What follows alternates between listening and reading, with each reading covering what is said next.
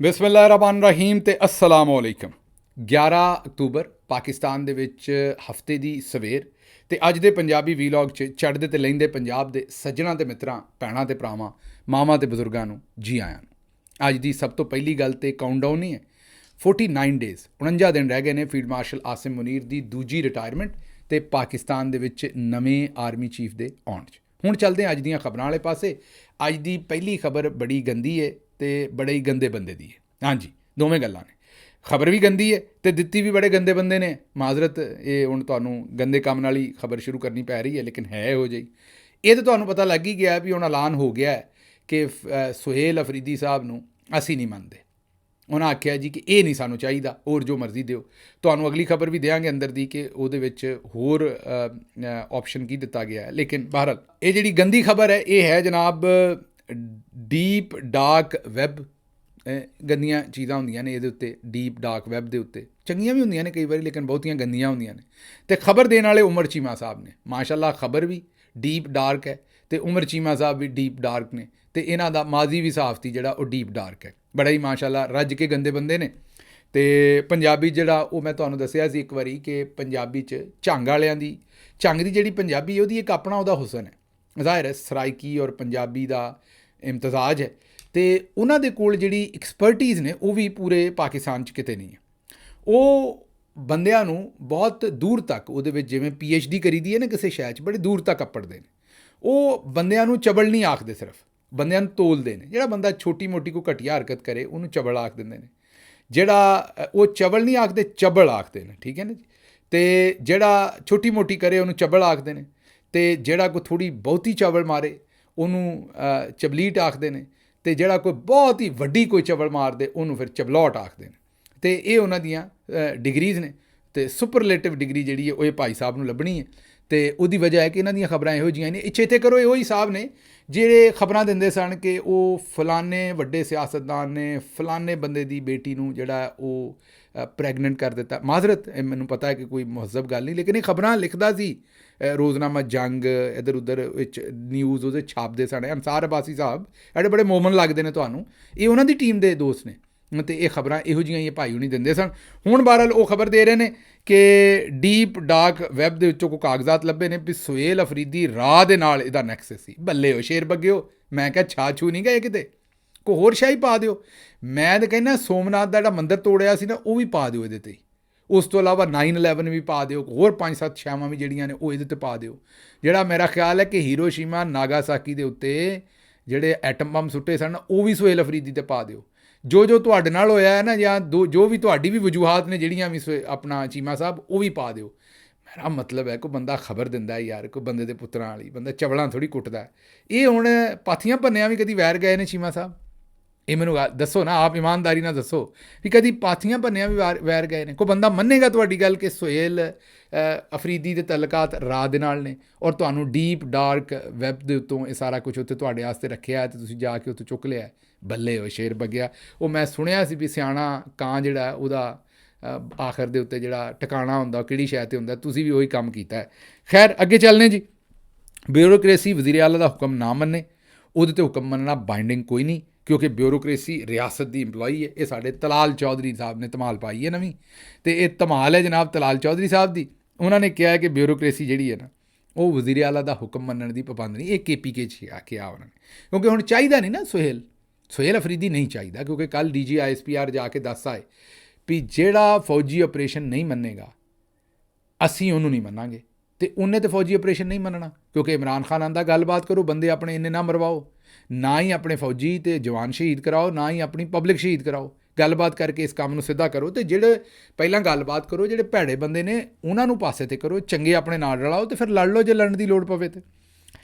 ਖੈਰ ਜੀ, ਇਹ ਹੁਣ ਅਗਰ ਇਹ ਹੀ ਬਿਆਨ ਜਿਹੜਾ ਚੀਮਾ ਸਾਹਿਬ ਨੇ ਦਿੱਤਾ ਵੀ ਬਿਊਰੋਕ੍ਰੇਸੀ ਗੱਲ ਨਾ ਸੁਣੇ, ਇਹ ਬਿਆਨ ਕਿਸੇ PTI ਵਾਲੇ ਨੇ ਦਿੱਤਾ ਹੁੰਦਾ, ਗੱਦਾਰੀ ਦੇ ਫਤਵੇ ਲੱਗ ਜਾਣੇ ਸੀ। ਮੈਂ ਕਿਹਾ ਇੱਕ ਵਾਰੀ ਬੰਬ ਕੱਢ ਦੇਣੀ ਸੀ ਅਸੀਂ ਸਾਰੀ ਗੱਲ ਦੀ। ਖੈਰ ਅੱਗੇ ਚੱਲਦੇ ਜੀ। ਤਹਿਰੀਕ ਇਨਸਾਫ ਨੇ ਮੁਜ਼ਾਹਮਤ ਦੇ ਆਗਾਜ਼ ਵਾਸਤੇ ਜਿਹੜੇ PTI ਜ਼ਿਲ੍ਹਾ ਪਸ਼ਾਵਰ ਦੇ ਅਕਾਬਰੀਨ ਨੇ, ਉਹਨਾਂ ਨੇ ਜਿਹੜੇ ਤਹਿਰੀਕ ਇਨਸਾਫ ਦੇ ਕੌਮੀ ਅਤੇ ਸੂਬਾਈ ਅਸੈਂਬਲੀ ਦੇ ਟਿਕਟ ਹੋਲਡਰ, ਤਨਜ਼ੀਮੀ ਅਹੁਦੇਦਾਰਾਂ, तमाम विंग्स, बलदियाती नुमाइंदे, पार्टी कारकुनान ਨੂੰ ਹਦਾਇਤ ਦੇ ਦਿੱਤੀ ਹੈ ਔਰ ਉਹਨਾਂ ਨੇ ਇਹ ਆਖਿਆ ਹੈ ਕਿ ਜੀ ਕਿਸੇ ਵੇਲੇ ਵੀ ਇhtਜਾਜੀ ਕਾਲ ਦੇ ਸਕਦੇ हैं। ਮੌਜੂਦਾ ਸਿਆਸੀ ਹਾਲਾਤ ਦੇ ਤਨਾਜ਼ਰ 'ਚ ਪਾਕਿਸਤਾਨ ਤਹਿਰੀਕ ਇਨਸਾਫ ਜ਼ਿਲ੍ਹਾ ਪਸ਼ਾਵਰ ਨੇ ਇੱਕ ਬੜੀ ਕਾਲ ਦਿੱਤੀ ਹੈ ਔਰ ਕਿਹਾ ਵੀ ਸਾਡੇ 'ਤੇ ਬੜੀ ਜ਼ਿੰਮੇਵਾਰੀ ਆਇਦ ਹੁੰਦੀ ਹੈ। ਹੋ ਸਕਦਾ ਸਾਨੂੰ ਸਟ੍ਰਾਈਕ ਕਰਨੀ ਪਏ ਤਾਂ ਤਗੜੇ ਹੋ ਜਾਓ, ਬਾਹਾਂ ਟੁੰਗ ਲਓ ਜ਼ਰਾ। ਵਜ੍ਹਾ ਤੁਹਾਨੂੰ ਪਤਾ ਹੈ ਕਿ ਕੁੰਡੀ ਸਾਹਿਬ ਅਸਤੀਫਾ ਨਹੀਂ ਜਿਹੜਾ ਉਹ ਲੈਂਡ ਹੈ, ਕੁੰਡੀ ਸਾਹਿਬ ਜਿਹੜੇ ਨੇ ਉਹ ਅਸਤੀਫਾ ਅਸੈਪਟ ਨਹੀਂ ਕਰਦੇ ਅਤੇ ਆਪਣਾ ਜਿਹੜਾ ਦੂਸਰੇ ਪਾਸੇ ਸਪੀਕਰ ਸਾਹਿਬ ਉਹ ਇਜਲਾਸ ਕਰਵਾਉਣਾ ਚਾਹੁੰਦੇ ਨੇ ਤਾਂ ਕਿ ਸੁਹੇਲ ਅਫਰੀਦੀ ਸਾਹਿਬ ਨੂੰ ਜਿਹੜਾ ਮੁੰਤਖਬ ਕਰਾਇਆ ਜਾਏ। ਅਤੇ ਇਹਦੇ ਵਿੱਚ ਪਹਿਲਾਂ ਹੀ ਐਲਾਨ ਹੋ ਚੁੱਕਿਆ ਵੀ ਅਗਰ ਇਹਨਾਂ ਨੇ ਸੁਹੇਲ ਅਫਰੀਦੀ ਦੇ ਰਾਹ 'ਚ ਕੋਈ ਰੁਕਾਵਟ ਪਾਈ ਅਤੇ ਫਿਰ ਦਮਾਂ ਦਮ ਮਸਤਕਲ ਅੰਦਰ ਹੋਏਗਾ। ਉਹ ਜਿਹੜੇ ਬਾਬਾ ਜੀ ਸਿਰ ਸੁੱਟ ਕੇ ਤੁਹਾਨੂੰ ਪਤਾ ਹੈ ਕਿ ਮਿਹਨਤ ਕਰਨ ਵਾਲੇ ਨੇ ਆਪਣੇ ਪਰਵੇਜ਼ ਰਸ਼ੀਦ ਸਾਹਿਬ, ਉਹਨਾਂ ਨੇ ਵੀ ਆਖਿਆ ਵੀ ਨੂਨ ਲੀਗ ਕੋਲੋਂ ਮੈਂ ਅਪੀਲ ਕਰਦਾ ਵੀ ਇਹਨੂੰ ਡੱਕੋ, ਇਸ ਮੁੰਡੇ ਨੂੰ ਕਿਸ ਤਰ੍ਹਾਂ ਵੀ ਡੱਕੋ, ਇਹਨੂੰ ਚੀਫ ਮਿਨਿਸਟਰ ਨਹੀਂ ਬਣ ਦੇਣਾ। ਅਤੇ ਇਸ ਵੇਲੇ ਟਾਊਟ, ਸਹਾਫੀ ਟਾਊਟ, ਸਿਆਸਤਦਾਨ ਟਾਊਟ ਸਾਰੇ ਜਿਹੜੇ ਨੇ ਉਹ ਜੁੜ ਗਏ ਨੇ ਅਤੇ ਉਹਨਾਂ ਦਾ ਦਿਲ ਪੂਰਾ ਹੈ ਕਿ ਕਿਸੇ ਨਾ ਕਿਸੇ ਤਰੀਕੇ ਨਾਲ ਇਸ ਕੰਮ ਨੂੰ ਅਸੀਂ ਡੱਕ ਲਈਏ। ਅੱਛਾ ਜੀ, ਅਗਲੀ ਖਬਰ ਬੜੀ ਇੰਟਰਸਟਿੰਗ ਹੈ, ਉਹ ਤੁਸੀਂ ਸੁਣੋਗੇ ਤਾਂ ਪਰੇਸ਼ਾਨ ਹੋ ਜਾਓਗੇ। ਉਹ ਖਬਰ ਹੁਣ ਇਹ ਹੈ ਵੀ ਨੋਟਾਂ ਦੇ ਉੱਤੇ ਫੀਲਡ ਮਾਰਸ਼ਲ ਸਾਹਿਬ ਦੀ ਤਸਵੀਰ ਲਾਉਣ ਦਾ ਵੇਲਾ ਆ ਗਿਆ। ਜਿੱਥੇ ਬਾਬਾ ਜੀ ਦੀ ਤਸਵੀਰ ਨਹੀਂ ਲੱਗੀ ਉਹਦੇ ਲਾਗੇ ਕੰਮ ਪਹੁੰਚ ਗਿਆ। ਉਹ ਤੁਸੀਂ ਪੁੱਛੋਗੇ ਕਿਵੇਂ? ਇਹ ਫੈਸਲ ਬੈਂਕ ਵਾਲਿਆਂ ਦੀ ਚੜ੍ਹਾਈ ਹੈ ਜੀ। ਇਹ ਸੋਸ਼ਲ ਮੀਡੀਆ ਦੇ ਉੱਤੇ ਖਬਰ ਚੱਲ ਰਹੀ ਹੈ ਅਤੇ ਤਸਵੀਰਾਂ ਚੱਲ ਰਹੀਆਂ ਨੇ ਫੈਸਲ ਬੈਂਕ ਦੀਆਂ। ਤਸਵੀਰ ਇਹ ਚੱਲ ਰਹੀ ਹੈ ਕਿ ਫੈਸਲ ਬੈਂਕ ਦੇ ਵਿੱਚ ਜਿਹੜੀ ਉਹਨਾਂ ਦੀ ATM ਹੈ ਉੱਥੋਂ ਕੋਈ ਪੈਸੇ ਕੱਢਣ ਗਿਆ। ਜੇ ਇਸ ਵੇਲੇ ਉਹਨੇ ਕਾਰਡ ਪਾਇਆ ਤਾਂ ਅੱਗੋਂ ਫੀਲਡ ਮਾਰਸ਼ਲ ਸਾਹਿਬ ਆ ਕੇ ਖਲੋ ਗਏ ਨੇ ਉਹਦੇ 'ਤੇ। ਯਕੀਨ ਨਹੀਂ ਤਾਂ ਵੇਖ ਲਓ, ਉਹ ਜਨਾਬ ਫੀਲਡ ਮਾਰਸ਼ਲ ਸਾਹਿਬ ਖਲੋ ਗਏ ਨੇ, ਨਾਲ ਉਹਨਾਂ ਨੇ ਆਪਣਾ ਕੁਰਾਨੀ ਆਯਾਤ ਲਿਖੀਆਂ ਨੇ ਅਤੇ ਨਾਲ ਉਹਨਾਂ ਨੇ ਪੂਰਾ ਪੈਗਾਮ ਲਿਖਿਆ ਵੀ ਮੈਂ ਤੁੰਨ ਕੇ ਰੱਖ ਦਿਆਂਗਾ ਹਰ ਸ਼ੈ ਨੂੰ। ਅਤੇ ਹੁਣ ATM ਦੀ ਪਹਿਲੀ ਸਕਰੀਨ 'ਤੇ ਆ ਗਏ ਨੇ। ਹੁਣ ਬਸ ਇੰਤਜ਼ਾਰ ਕਰੋ, ਮੈਨੂੰ ਲੱਗਦਾ ਵੀ ਨੋਟ 'ਤੇ ਵੀ ਕਿਸੇ ਵੇਲੇ ਬਾਬਾ ਜੀ ਦੇ ਥਾਂ 'ਤੇ ਮੇਰਾ ਮਤਲਬ ਹੈ ਕਿ ਫੀਲਡ ਮਾਰਸ਼ਲ ਸਾਹਿਬ ਆਏ ਲਓ। ਬਾਹਰ ਅਗਰ ਫੀਲਡ ਮਾਰਸ਼ਲ ਸਾਹਿਬ ਨਾ ਆਏ ਤਾਂ ਸਾਡੀ ਬਾਜੀ ਨੇ ਆ ਜਾਣਾ। ਬਾਜੀ ਨੇ ਉਹ ਜਿਹੜਾ ਬਾਜੀ ਇੰਝ ਕਰਕੇ ਅੱਖਾਂ ਕਰਕੇ ਤਸਵੀਰ ਨਹੀਂ ਬਣਾਉਂਦੀ ਇੱਕ, ਉਹ ਬਾਜੀ ਨੇ ਕਰਵਾ ਕੇ ਅਤੇ ਆਰਾਮ ਨਾਲ ਬਾਜੀ ਨੇ ਨੋਟ ਦੇ ਉੱਤੇ ਆ ਜਾਣਾ। ਬਾਜੀ ਤਿਆਰ ਹੈ, ਬਾਜੀ ਤਾਂ ਹਰ ਥਾਂ 'ਤੇ ਤਸਵੀਰ ਲਵਾਉਣ ਨੂੰ ਤਿਆਰ ਹੈ। ਇਸ ਲਈ ਇਹ ਮੈਨੂੰ ਲੱਗਦਾ ਹੈ ਕਿ ਫੀਲਡ ਮਾਰਸ਼ਲ ਸਾਹਿਬ ਨੂੰ ਇਹ ਸਮਝ ਆਈ ਕਿ ਵੀ ਇਸ ਤੋਂ ਪਹਿਲਾਂ ਕਿ ਬਾਜੀ ਮਰੀਮ ਆ ਕੇ ਵੀ ਪੰਜਾਬ ਦੇ ਅਸੀਂ ਨੋਟ ਆਪਣੇ ਕੱਢਣੇ ਨੇ, ਪੰਜਾਬ ਦੀ ਕਰੰਸੀ ਵੀ, ਅਤੇ ਉਹਦੇ 'ਤੇ ਮੈਂ ਤਸਵੀਰਾਂ ਵੀ ਆਪਣੀਆਂ ਲਵਾਉਣੀਆਂ ਨੇ ਅਤੇ ਆਪਣੇ ਅੱਬਾ ਜੀ ਦੀਆਂ ਲਵਾਉਣੀਆਂ ਨੇ। ਕਾਇਦੇ ਆਜ਼ਮ ਸਾਹਿਬ ਪੁਰਾਣੇ ਹੋ ਗਏ ਨੇ, ਉਹਨਾਂ ਨੂੰ ਕੌਣ ਜਾਣਦਾ ਹੁਣ। ਦਫ਼ਤਰਾਂ 'ਚ ਤਾਂ ਤਸਵੀਰਾਂ ਨਾ ਕੱਢ ਹੀ ਛੱਡੀਆਂ ਨੇ ਬਾਬਾ ਜੀ ਦੀਆਂ। ਅਤੇ ਉਸ ਹਿਸਾਬ ਦੇ ਵਿੱਚ ਹੁਣ ਲੱਗ ਰਿਹਾ ਕਿ ਆਰਮੀ ਚੀਫ ਸਾਹਿਬ ਜਿਹੜੇ ਨੇ ਉਹ ਲਾਗੇ ਹੋਣ ਡਏ ਨੇ, ਆਪਣਾ ਥਾਂ ਮੱਲਣ ਡਏ ਨੇ ਅਤੇ ਵੇਖਦੇ ਆਉਣ ਵਾਲੇ ਦਿਨਾਂ ਦੇ ਵਿੱਚ ਇਹਦੇ 'ਚ ਕੀ ਬਣਦਾ ਜੀ।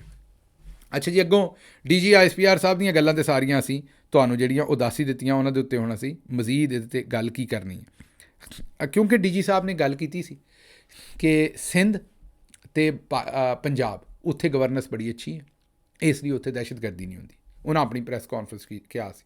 ਇਹ ਜਨਾਬ ਹੁਣ ਤੁਹਾਡੇ ਸਾਹਮਣੇ ਜ਼ਰਾ ਥੋੜ੍ਹੀ ਜਿਹੀ ਹਿਸਾਬ ਕਿਤਾਬ ਰੱਖਦੀ ਹੈ ਕਿ ਅਗਰ ਤੁਹਾਨੂੰ ਫੁਰਸਤ ਮਿਲ ਜੇ ਖੈਬਰ ਪਖਤੂਨਖਵਾ 'ਤੇ ਹਮਲੇ ਕਰਨ ਤੋਂ, ਜ਼ਰਾ ਪੰਜਾਬ ਦੇ ਤੌਂਸਾ ਜ਼ਿਲ੍ਹਾ ਦੇ ਵਿੱਚ ਚਲੇ ਜਾਓ। DG ਖਾਨ ਦੇ ਨਾਲ, DG ਖਾਨ ਡਿਵੀਜ਼ਨ ਹੈ, ਤੌਂਸਾ ਜ਼ਿਲ੍ਹਾ ਹੈ। ਉੱਥੇ ਇੱਕ ਸਰਕਾਰੀ ਇਮਾਰਤ ਦੇ ਸਾਹਮਣੇ ਕਾਲਦਮ ਤਹਿਰੀਕੇ ਤਾਲਿਬਾਨ ਪਾਕਿਸਤਾਨ ਦੇ ਜੰਗਜੂਆਂ ਨੇ ਰਕਸ ਕਰਦੇ ਹੋਏ ਵੀਡੀਓ ਕਿਦੋਂ ਬਣਾਈ ਇਹ ਵੀ ਪਤਾ ਕਰ ਲਓ ਜ਼ਰਾ।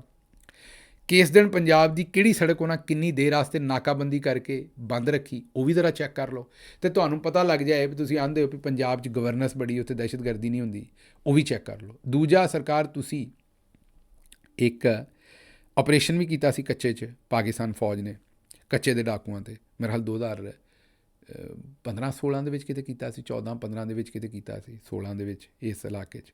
ਪਰ ਕੱਚੇ ਦੇ ਡਾਕੂ ਹਜੇ ਵੀ ਸਿੰਧ ਦੇ ਵਿੱਚ ਵੀ ਅਤੇ ਪੰਜਾਬ 'ਚ ਵੀ, ਕਿਉਂਕਿ ਦੋਵੇਂ ਇਲਾਕਿਆਂ 'ਚ ਪੈਂਦਾ, ਉੱਥੇ ਉਹ ਜਦੋਂ ਦਿਲ ਕਰਦਾ ਮੋਟਰਵੇ ਢੱਕ ਲੈਂਦੇ ਨੇ, ਜਦੋਂ ਦਿਲ ਕਰਦਾ ਉੱਥੇ ਲੋਕਾਂ ਨੂੰ ਅਗਵਾ ਕਰਦੇ ਨੇ, 2-2 4-4 ਮਹੀਨੇ ਅਗਵਾ ਰੱਖਦੇ ਨੇ, ਤਵਾਨ ਲੈਂਦੇ ਨੇ, ਜਿਹੜਾ ਤਵਾਨ ਨਹੀਂ ਦਿੰਦਾ ਉਹਨੂੰ ਮਾਰ ਦਿੰਦੇ ਨੇ, ਵੀਡੀਓ ਜਾਰੀ ਕਰਦੇ ਨੇ, ਡਰੋਨ ਉਹਨਾਂ ਦੇ ਕੋਲ ਨੇ, ਰਾਕਟ ਲਾਂਚਰ ਉਹਨਾਂ ਦੇ ਕੋਲ ਨੇ।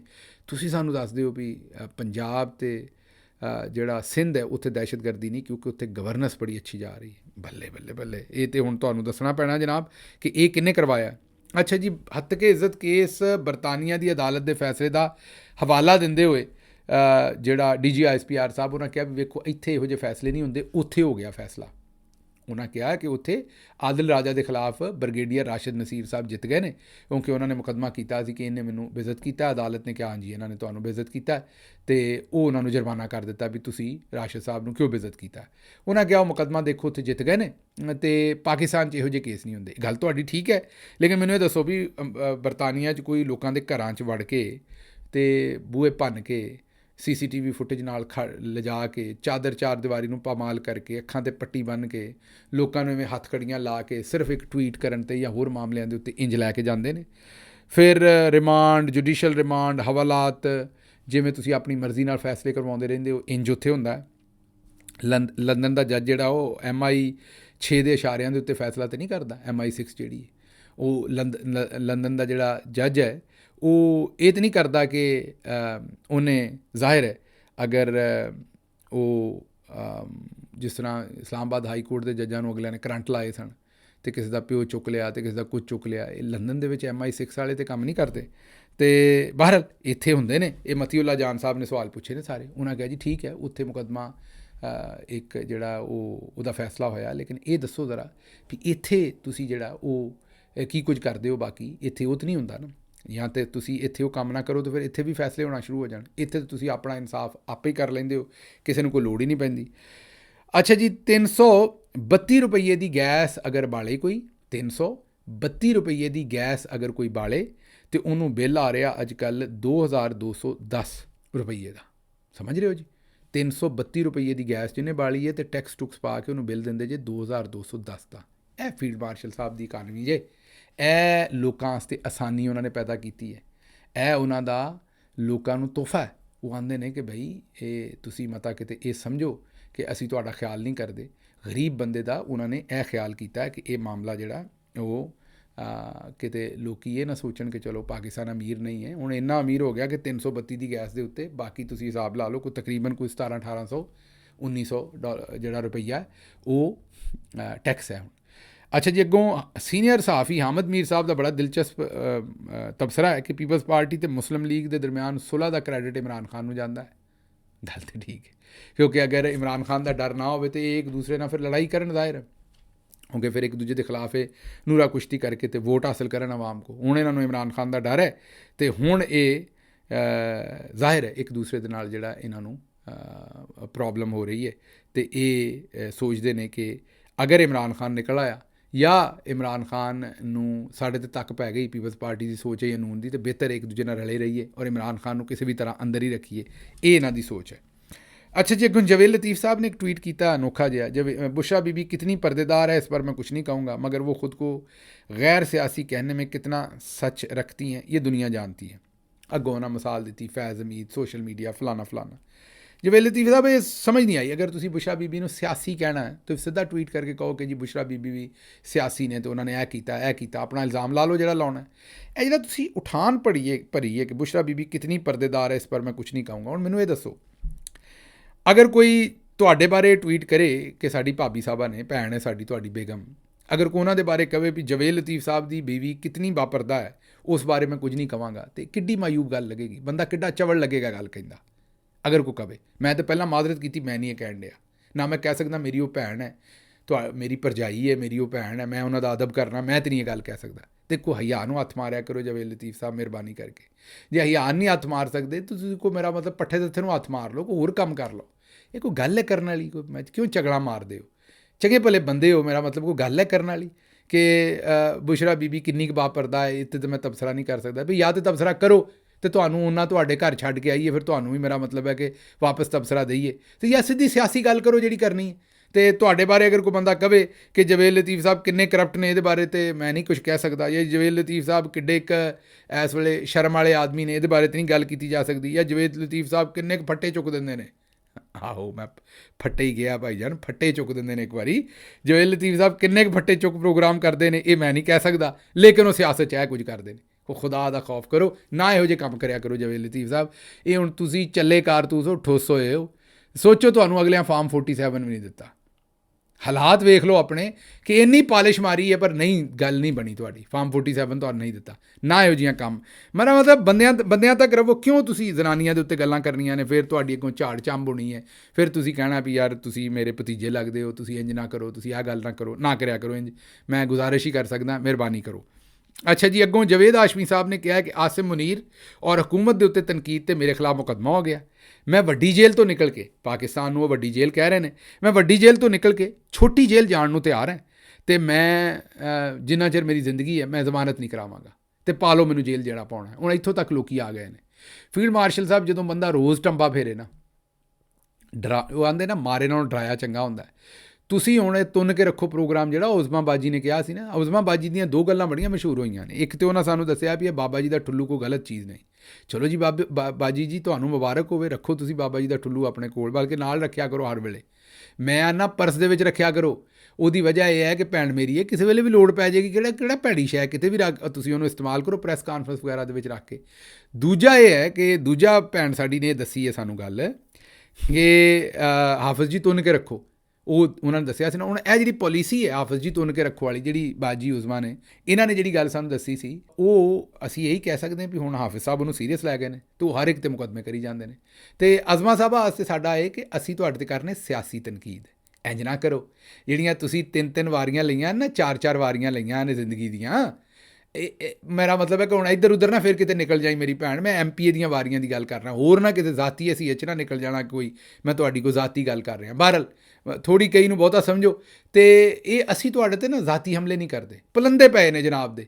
ਇਹੋ ਜਿਹੀਆਂ ਚੀਜ਼ਾਂ ਪਈਆਂ ਨੇ ਕਿ ਮੇਰਾ ਮਤਲਬ ਹੈ ਕਿ ਲੋਕੀ ਜਿਹੜੇ ਨਾ ਭੁੱਲ ਜਾਣ ਹਰ ਚੀਜ਼ ਨੂੰ, ਅਤੇ ਲੋਕੀ ਮੇਰਾ ਮਤਲਬ ਹੈ ਕਿ ਇੱਕ ਵਾਰੀ ਇੰਟਰਨੈਟ ਤੋੜ ਦੇਣ ਇੱਕ ਵਾਰੀ।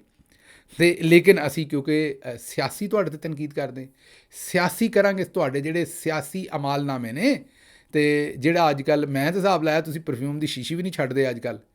ਮੇਰਾ ਮਤਲਬ ਲਾਉਂਦੇ ਹੋ ਪਰਫਿਊਮ ਰੋਜ਼ ਘਰੋਂ। ਹੁਣ ਤੁਸੀਂ ਅਗਲੀ ਗੱਲ ਸਮਝ ਹੀ ਗਏ ਹੋ ਵੀ ਪਰਫਿਊਮ ਦੀਆਂ ਸ਼ੀਸ਼ੀਆਂ ਦਾ ਰੌਲਾ ਕੀ ਹੈ। ਅਤੇ ਕਹਿਣ ਦਾ ਮਤਲਬ ਹੈ ਕਿ ਥੋੜ੍ਹਾ ਜਿਹਾ ਧਿਆਨ ਕਰੋ, ਧਿਆਨ ਇਸ ਤਰ੍ਹਾਂ ਨਹੀਂ ਕਰੀਦਾ ਹੁੰਦਾ। ਮੈਂ ਮਸ਼ਵਰਾ ਹੀ ਦੇ ਸਕਦਾ। ਖੈਰ, ਅਸੀਂ ਇਹੀ ਕਹਾਂਗੇ ਵੀ ਇਹ ਉਹਨਾਂ ਦੀ ਜਿਹੜੀ ਤੁੰਨ ਕੇ ਰੱਖੋ ਵਾਲੀ ਪੋਲਿਸੀ ਹੈ ਉਹ ਖਰਾਬ ਹੋ ਰਹੀ ਹੈ। ਹੁਣ ਦੇਖਦੇ ਹਾਂ ਅੱਗੋਂ ਬਣਦਾ ਕੀ ਹੈ। ਅੱਛਾ ਜੀ, ਇਸ ਤੋਂ ਪਹਿਲਾਂ ਕਿ ਤੁਹਾਡੇ ਕੋਲੋਂ ਇਜਾਜ਼ਤ ਲਈਏ, ਤੁਹਾਨੂੰ ਚੇਤੇ ਕਰਾ ਦਈਏ ਕਿ ਇੱਕ ਤਾਂ ਜੇ ਹਜੇ ਤੱਕ ਇਸ ਚੈਨਲ ਨੂੰ ਸਬਸਕ੍ਰਾਈਬ ਨਹੀਂ ਕੀਤਾ ਤਾਂ ਛੇਤੀ ਨਾਲ ਕਰੋ ਤਾਂ ਕਿ ਸਾਡੀ ਆਵਾਜ਼ ਦੂਰ ਤੱਕ ਜਾਏ। ਦੂਜਾ, ਅਗਰ WhatsApp ਚੈਨਲ ਨੂੰ ਤੁਸੀਂ ਜੁਆਇਨ ਨਹੀਂ ਕੀਤਾ ਤਾਂ ਆਖਰ 'ਤੇ ਲਿੰਕ ਆਏਗਾ, ਜ਼ਰੂਰ ਜੁਆਇਨ ਕਰੋ ਤਾਂ ਕਿ ਅਸੀਂ ਕੰਮ ਦੀਆਂ ਸ਼ਾਮਾਂ ਤੁਹਾਨੂੰ ਜਿਹੜੀਆਂ ਘੱਲਦੇ ਰਹੀਏ। ਜੇ ਸਾਡਾ ਤੁਸੀਂ ਉਰਦੂ ਵੀਲੌਗ ਜਿਹੜਾ DG ISPR ਦੀ ਪ੍ਰੈਸ ਕਾਨਫਰੰਸ ਦੇ ਜਵਾਬ 'ਚ ਅਸੀਂ ਕੀਤਾ ਹੈ, ਜੇ ਉਹ ਨਹੀਂ ਵੇਖਿਆ ਤਾਂ ਜ਼ਰੂਰ ਵੇਖੋ, ਬੜਾ ਜ਼ਰੂਰੀ ਜੇ ਵੀਲੌਗ, ਕਿਉਂਕਿ ਤੁਹਾਨੂੰ ਪੂਰਾ ਸਵਾਦ ਆਏਗਾ। ਮੈਨੂੰ ਇੱਥੋਂ ਦਿਓ ਇਜਾਜ਼ਤ, ਤੇ ਰੱਬ ਰੱਖਾ।